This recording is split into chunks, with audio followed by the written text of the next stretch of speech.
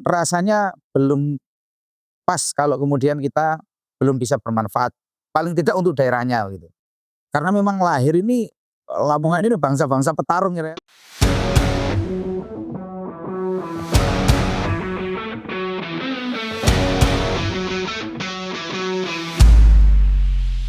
Assalamualaikum warahmatullahi wabarakatuh. Kembali lagi bersama kita podcast Podium Narasi. Waktunya Anda bicara di atas podium. Sahabat-sahabat sekalian, kali ini kita kedatangan tamu istimewa.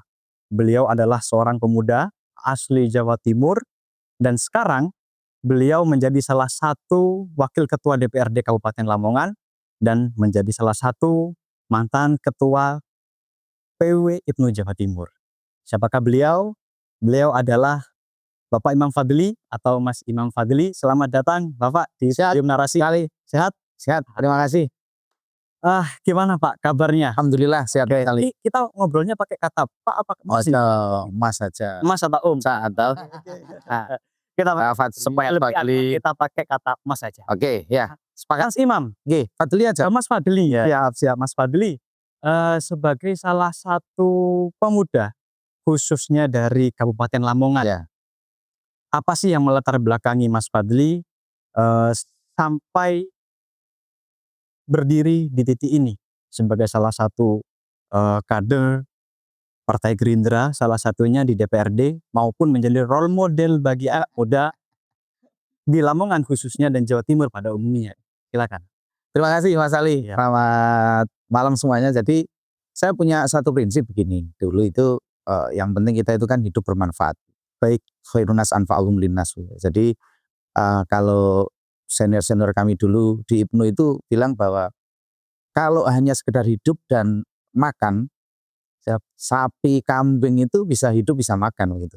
Ya, tapi bagaimana agar hidup kita bermanfaat. Nah, itulah yang kemudian melatar belakangi saya yang notabene aktivis IPNU dari ranting, PAC, PC, sampai ketua PW dan waketum PP itu. Pasca waketum PP IPNU kemudian pulang kampung dari Jakarta itu untuk nyalon anggota DPRD Lamongan tahun 2019. Wah, sudah lama sekali berarti ya. Ini berarti periode keberapa? Ini periode yang kedua. Jadi ini periode yang kedua. Jadi setelah dari ketua PW 2015 saya ke Jakarta. Baik Jakarta untuk lanjut khidmat di IPNU, di Waketum PP IPNU 2015-2018 sambil kemudian masuk di lingkaran di DPR RI, tapi bukan DPR RI-nya. Ya. Di tenaga ahli itu yang mengkonsep dan sebagainya itu. Berapa tahun itu Mas kira-kira? 4 tahun lah ya. 4 tahun. Harusnya 5 tahun, tapi karena saya terpilih kemudian saya mundur dari tenaga ahli. Jadi 2019 saya maju sebagai anggota DPRD Lamongan. Itu periode yang pertama. Yang melatar belakangi itu. Jadi hidup mungkin kerja sudah di Jakarta. Jadi lingkaran sudah di lingkaran kekuasaan. Sudah matang di situ ya sudah ada gaji, ada jaringan dan sebagainya. Jaring sudah luas juga. Jaring sudah luas. Tapi kemudian rasanya belum pas kalau kemudian kita belum bisa bermanfaat. Paling tidak untuk daerahnya gitu. Disambati jalan tidak bisa bantu, disambati rehab madrasah tidak bisa bantu dan sebagainya lah. Itu yang kemudian melatar belakang saya untuk pulang kampung. Dan waktu itu Pak Prabowo menginstruksikan agar 2019 itu semua tenaga ahli DPR RI harus turun gunung, tidak boleh ada yang di kantor untuk memenangkan partai waktu itu ya. Sembari itu kemudian oke, saya akan maju di dapil saya Paciran Brontong Solo Purwolaren. Alhamdulillah maju yang pertama itu kemudian juga mendapat amanah. Alhamdulillah. 2019-2024. Itu pada intinya bagaimana Mas Fadli ini mengaktualisasikan konsep khairunas anfa'uhum linnas. Betul. Intinya bagaimana anak muda itu harus turun ke bawah, bermanfaat dan progresif. Harus itu. Harus progresif, jadi bermanfaat itu. Dulunya kata kuncinya harus bermanfaat. Siap. Jadi paling tidak kita bisa bermanfaat untuk wilayah kita, desa kita, kampung kita, begitu. Itu kata kuncinya berada di sana. Pada intinya itu merupakan sebuah kebanggaan, betul Mas Fadli, hingga pada akhirnya bisa di titik ini. Karena dilatar belakangi oleh visi besar yang namanya kemaslahatan. Betul. Seperti itu Mas Fadli ya. Jadi kalau pinjam istilahnya Pak Bambang Pacul itu ya kita ini Korea-Korea. Korea dari Lamongan ya, Korea Lamongan.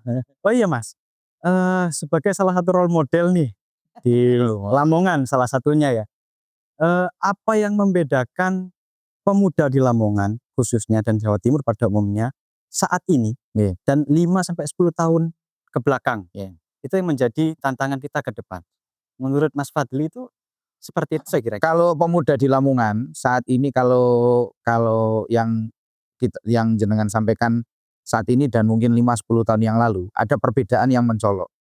Perbedaan yang saat ini dilakukan adalah pemuda-pemuda di kami di Lamongan itu banyak menekuni dunia usaha, dunia pengembangan UMKM dan tidak banyak di sektor-sektor formal. Karena mungkin dilihat sektor formal itu maksud saya ya mungkin pegawai negeri, mungkin guru dan sebagainya. Karena cakupan ini bonus demografinya luar biasa Lamongan itu untuk anak mudanya ya. Nah sehingga saya lihat banyak anak-anak muda yang berperan untuk daerahnya itu tidak harus masuk ke sektor formal. Jadi mereka banyak yang menggerakkan UMKM, banyak yang kemudian dengan media sosialnya, banyak yang kemudian berusaha, wirausaha, berdagang dan sebagainya. Pun demikian ada beberapa daerah yang tetap menjadi mungkin pahlawan devisa ada. Ya ke TKI ada tetap itu ada. Beberapa daerah ada, tapi sebagian besar memang anak-anak muda ini menekuni usaha-usaha yang sekarang bisa kita katakan ekonomi kreatif itu. Baik, berarti sudah sedemikian berkembangnya dia. Ya, jadi saat sekarang ini maksud saya. Jadi itu. Jadi bonus demografi itu membawa potensi anak muda turut tak angkat. Ya. Daripada yang tahun kemarin. Ini satu lagi Mas Fadli. Di Lamongan itu yang notabene wilayahnya kabupaten dan sedikit ke pinggir, itu potensi anak muda sekarang apakah harus terjun di industri kreatif, pertanian modern atau pertambangan modern katakanlah, atau justru terus menekuni bidang kewirausahaan itu, karena ke depan ini kan tantangan kita semakin banyak bagi generasi muda ini. Jadi kalau di Lamongan itu paling tidak ada dibagi 3 wilayah taruhlah ya. Selatan, kemudian tengah dan utara namanya. Selatan ini memang kalau kemudian potensi yang saat ini mungkin bisa dikembangkan ini adalah mungkin pertaniannya. Selatan ini memang basisnya ada pertanian, hutan dan sebagainya ya. Selatan. Tengah ini rawa, daerah Bengawan Jero, pertambaan. Nah ini anak-anak muda juga banyak yang terlibat memang di sana dengan pertanian modern gitu ya.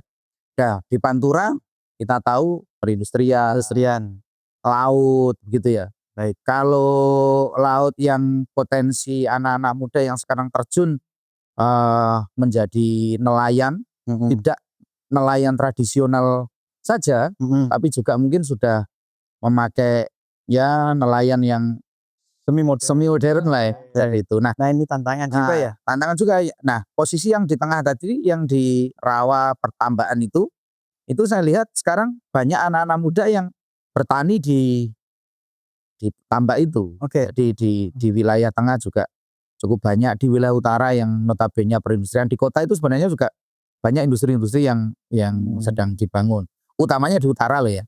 Jadi utara ini industri sangat banyak dan anak-anak muda banyak yang terlibat di sana. Jadi saya memandang ini bahwa rata-rata Mas, biasanya itu ya Mas.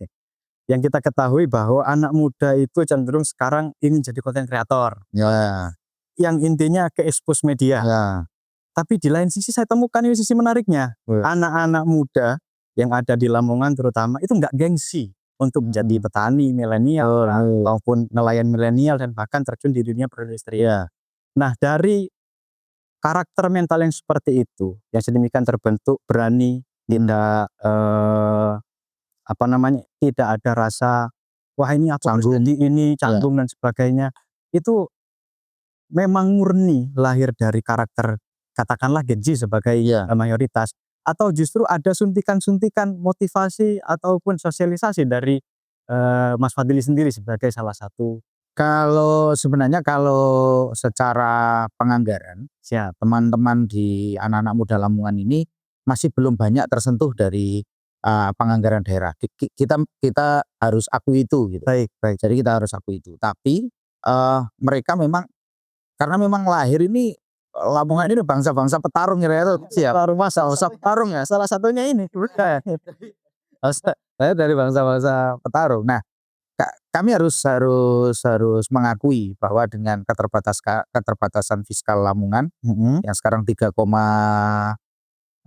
lah, anggaplah 3,1 triliun kekuatan APBD kita untuk pengembangan pemuda, dorongan untuk ke ekonomi kreatif, memang itu menjadi salah satu dari visi besarnya pemerintah Kabupaten Lamongan hari ini. Baik. Jadi ada bagaimana UMKM naik kelas dan lain sebagainya, itu memang ada menjadi visi besarnya Pak Bupati. Ada itunya juga pelatihan. Iya, ada pelatihan sebagainya. dan lain sebagainya itu ya. Dan itu memang menjadikan anak-anak muda sekarang ini kan akhirnya bukan hanya urun angan gitu ya. Yes, yes. Tapi turun tangan. Turun tangan. Jadi itu. Bukan ya kerja Jadi bakti lah istilahnya. jadi mereka termotivasi. Meskipun memang cakupan dari pemerintah daerah itu ndak banyak yang dilibatkan. Taruhlah namanya dalam satu angkatan, Yap. UMKM naik kelas ini, mungkin dari sekian ratus UMKM kan kita tidak bisa tercover semuanya. Jadi ada beberapa UMKM yang ini memang didorong, didesain untuk bisa naik kelas. Kemudian pemuda yang saya sampaikan tadi yang ekonomi di dunia ekonomi kreatif itu pun demikian di Balai Latihan Kerja di BLK itu. Dan ini kita sinkronkan kan dengan programnya pemerintah provinsi, dengan programnya pemerintah pusat. Tapi memang ya tetap masih banyak yang belum tercover. Memang harus diakui itu ya Mas. Iya harus. Kami juga mengakui itu bahwa masih belum bisa tercover semuanya lah anak-anak muda yang hari ini bergelut baik di dunia UMKM, di industri kreatif dan lain sebagainya. Tapi kami pastikan bahwa ada keberpihakan gitu. Ada keberpihakan dari pemerintah untuk anak-anak muda ini. Baik, ini merupakan salah satu hal yang menarik bagi saya Mas, sebagai salah satu anak muda. Jadi intinya kita itu nggak boleh gengsi. Betul. Dan petarung salah satunya. Dan ini Mas salah satunya yang jadi penyokong keberhasilan dari UMKM naik kelas, kewirausahaan dan sebagainya, itu yang paling sentral sebenarnya Mas. Itu masalah pendidikan Mas. Ya. Di Lamongan sendiri itu bagaimana kualitas pendidikannya kalau boleh tahu, dan bagaimana sebagai anggota dewan itu menyentuh aspek pendidikan supaya apa?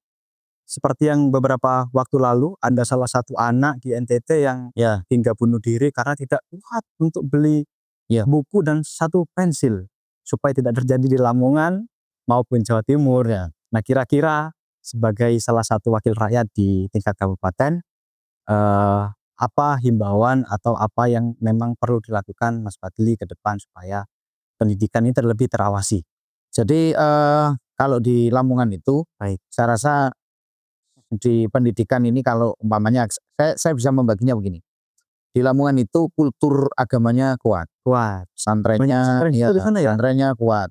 Kira-kira berapa pesantren Mas? Pesantren banyak kalau. Banyak ya, nggak bisa dihitung. Kota santri. Kalau lembaga Ma'arif saja yang dulu saya sempat terjun di Ma'arif itu bisa 600-an lembaga. Itu salah satu. Kalau pesantren bisa segituan kali ya. Nah itu pesantren-pesantren besar kan di NU ada, di Muhammadiyah ada. Baik.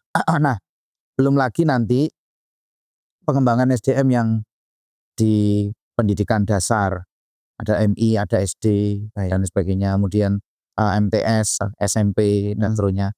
Kami pastikan bahwa pemerintah daerah dalam hal ini kami baik DPRD maupun bupati dan OBD terkait ini memastikan agar pelaksanaan penyelenggaraan pendidikan ini sesuai dengan rule yang ada, sesuai dengan karakter masyarakat yang ada, sehingga apa yang jenengan sampaikan tadi kami pastikan bahwa di Lamongan mereka terfasilitasi Baik. Pendidikannya terfasilitasi. Jadi sekolah negeri, kemudian ada sekolah swasta, ada madrasah swasta, ada madrasah negeri.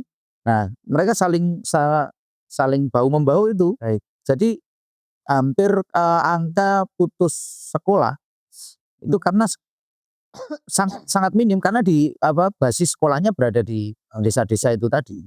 Jadi itu kalau di kami ya. Dan kemudian pemerintah Kabupaten Lamongan memastikan mulai dari segi pengawasan, bos harus tepat sasaran. Baik. Bantuan operasional sekolah itu. Ya, ada monitoringnya secara berkala berarti. Monitoringnya secara berkala. Kemudian ada sekarang beasiswa perintis. Iya. Beasiswa perintis ini meskipun belum banyak, tapi ini menyasar dari SD, MI, SMP, SMA, sampai kemudian anak-anak Lamongan yang kuliah swasta di Lamongan dan negeri se-Jawa Bali. Oh, iya. Jadi kami dorong agar anak-anak Lamongan, umpamanya sekarang kan ada beasiswa KIP umpamanya. KIP. Nah, ketika tidak tercover oleh KIP, kan anak-anak Lamongan yang diterima di kampus negeri se-Jawa Bali itu ada beasiswa dari Pemkab Lamongan, namanya beasiswa perintis itu. Khusus anak Lamongan itu, umpamanya keterima di UI, keterima di UIN, keterima di mana dan sebagainya. Yang penting negeri, baik itu se-Jawa Bali dan swasta di Lamongan. Nominalnya sekarang kalau yang negeri bisa 4 juta 1 tahun, bukan 1 tahun. Okay. Selama 4 tahun. Oh gitu. Selama 4 tahun. Nah itu untuk biaya pendidikan, bisa bayar UKT dan lain sebagainya. Baik. Kalau yang swasta itu 3 juta per tahun. Diberikan selama 4 tahun. Jadi itu. Nah, kemudian aspek pendidikan yang lain kita dari mamanya yang Kemenak itu tadi kan ada madrasah yang berada di Kemenak, kita pastikan agar pengawasannya benar-benar dilakukan sesuai dengan aturan yang ada. Yang di Diknas SD, SMP itu kan di Dinas Pendidikan juga demikian. Saya rasa itu. Saya rasa Mas Ali. Saya rasa ini merupakan salah satu bentuk konkret dari pemerintah untuk selalu mengawal pendidikan maupun dari tingkat pesantren, umum, swasta maupun negeri, itu merupakan salah satu penguatan SDM Kabupaten Lamongan ya Mas. Supaya apa? Muncul Korea-Korea baru seperti dia. Seperti itu Mas ya. Siap. Kita melihat banyak gagasan dari Mas Fadli yang sangat luar biasa sekali. Dan sebagai salah satu kader dari fraksi Partai Gerindra nih Mas, saat ini kan sangat vokal ya mengawal kebijakan Bapak Presiden kita sebagai salah satu milik partai.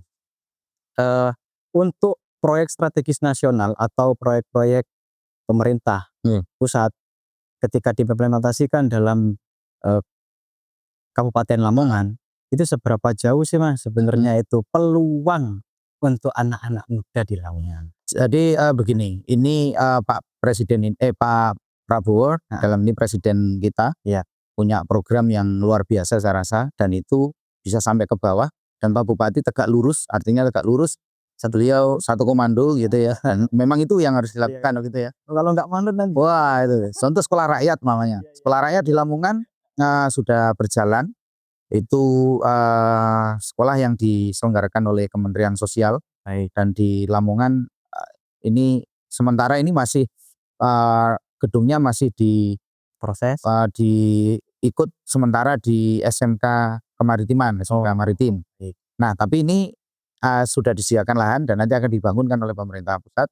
Itu saya rasa sekolah rakyat itu satu hal yang menjadi cita-cita besar Pak Prabowo, agar anak-anak yang berada di bawah garis kemiskinan, dalam hari ini desil 1, desil 2 mungkin ya, yang itu kemudian di sekolah secara gratis, sudah berasrama, kurikulumnya berstandar, fasilitasnya lengkap. Nah, itu akan menjadi manusia yang jelas manusia unggul gitu. Itu baru di sekolah rakyat. Kemudian dimakan bergizi gratis. Di Lamongan sudah lebih dari 100 SPPG yang berjalan. Ya, jadi kita awasi,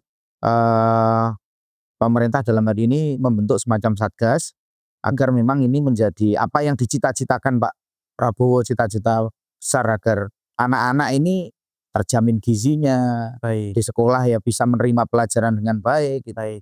Saya kadang mencontohkan saya waktu itu mamanya, ke sekolah berangkat nggak sarapan mamanya.